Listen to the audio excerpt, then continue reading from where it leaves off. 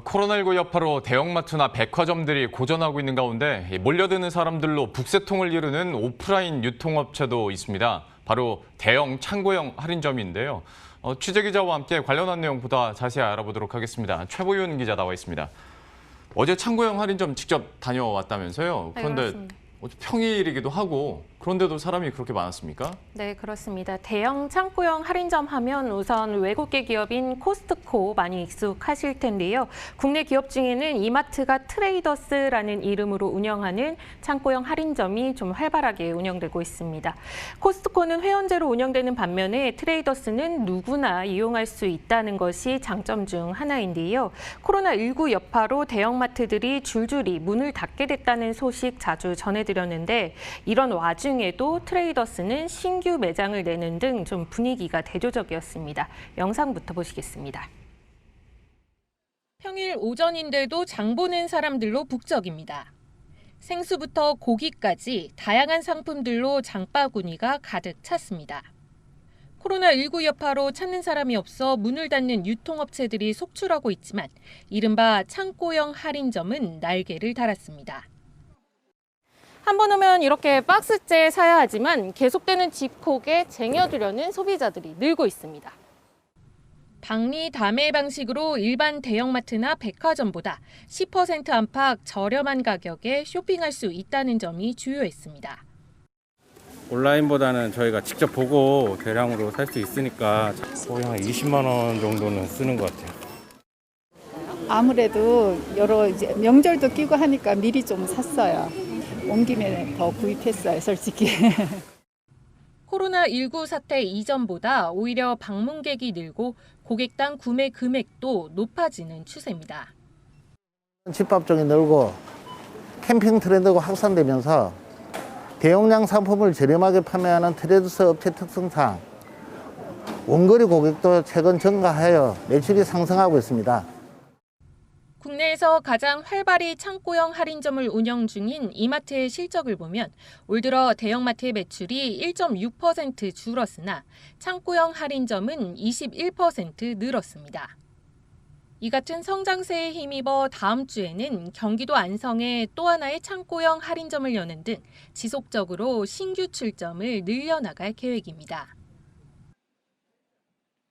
사실 코로나19 사태가 터지고 또 사회적 거리두기 2.5단계 막 이렇게 되다 보니까 지금까지도 어딜 가나 사실 한산한 분위기인데 영상 봤더니 제가 생각했던 것보다도 사람이 더 많았던 것 같습니다. 네, 그렇습니다. 아무래도 이 집에 머무는 시간이 늘어나다 보니까 집밥도 많이 해 먹어야 되고 또 집에 있다 보면 사도 희한하게 필요한 것이 많이 생기기 마련인데요.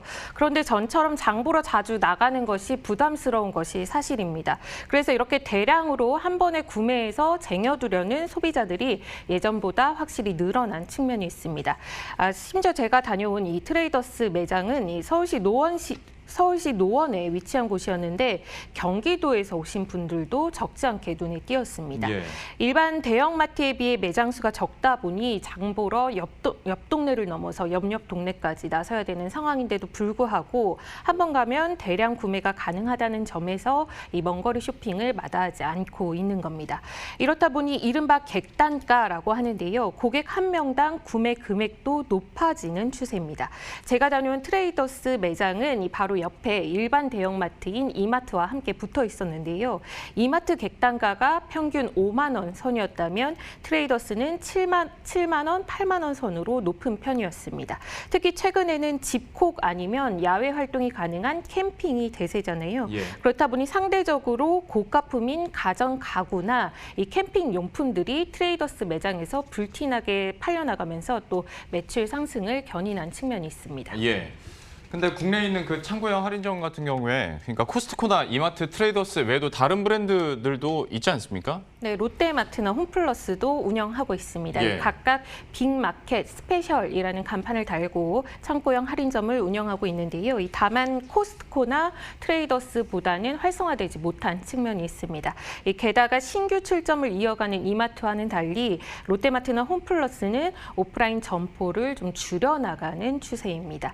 이 창고형 할인점도 이를 피해 나가기 어려울 것으로 보이는데요. 롯데마트는 올해에만 16개 점포를 폐점할 확장할 계획을 세우고 있는데 이 가운데 빅마켓도 현재까지 3곳이나 포함됐습니다.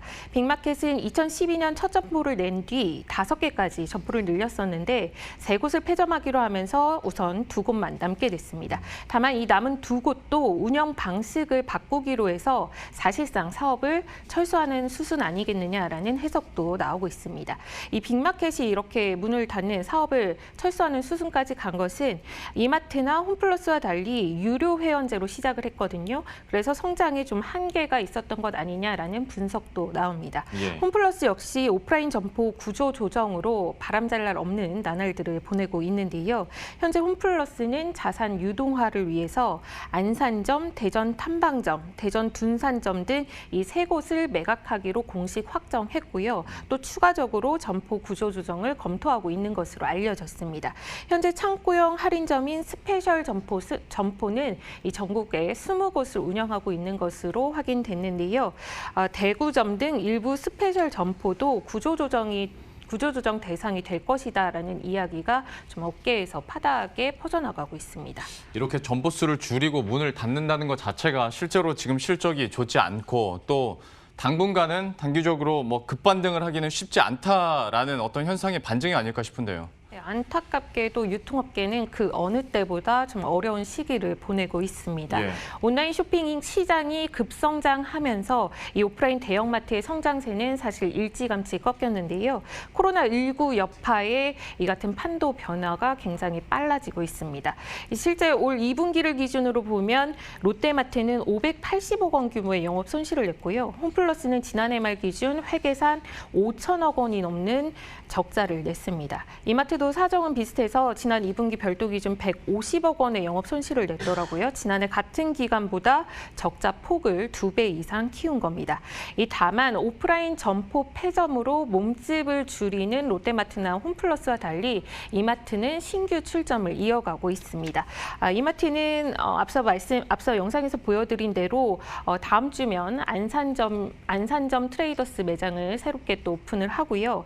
또 내년에도 트레이더스 매장을 한 곳 오픈할 예정에 있고 장기적으로 보면 2030년까지 지금 현재 트레이더스 매장이 전국에 18개에 불과한데요. 50곳으로 늘려나갈 계획을 가지고 있습니다. 예. 지금까지 최보윤 기자와 함께했습니다. 잘 들었습니다.